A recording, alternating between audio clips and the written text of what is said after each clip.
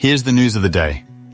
Lilium's German subsidiaries are entering self-administration after government support for a critical loan fell through, impacting ongoing funding efforts and restructuring plans.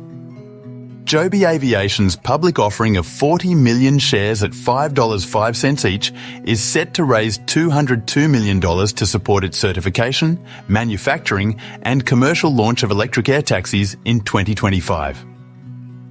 Virgin Australia and Qatar Airways are enhancing their partnership to advance sustainable aviation fuel and other environmental initiatives, alongside Qatar Airways pending 25% stake in Virgin Australia. Montana Renewables delivered 7,000 gallons of SAF from camelina oil to Detroit Metro Airport for Delta Airlines, marking a milestone in air travel decarbonisation and sustainable crop use. Indian Oil Corporation plans to surpass India's 2027 SAF blending target by achieving 1% in jet fuel by 2025, supported by dedicated SAF production facilities.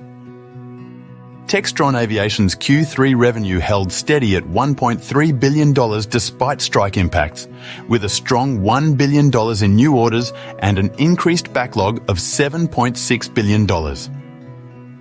Australia's Green Triangle will soon gain enhanced bushfire protection with a new 144 kilolitres water tank and dual diesel electric pump at Mount Gambier Airport, funded by $415,000 from the Disaster Ready Fund. Korean Aerospace Industries and Australian company Helitak are collaborating to equip KAI's KUH-01 helicopters with advanced aerial spray and firefighting systems, with first deliveries expected in early 2025. To learn more, follow us on YouTube, X, LinkedIn, Instagram, or visit us at avfoil.com/news.